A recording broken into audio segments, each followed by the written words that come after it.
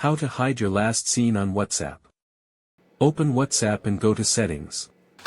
On Android, tap the three dots in the top right and then Settings. On iPhone, the Settings icon is in the bottom right. Now select Privacy, and then tap Last Seen and Online.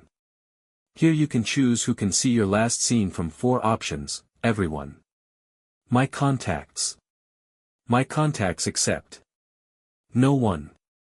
If you want to be completely invisible, select No one.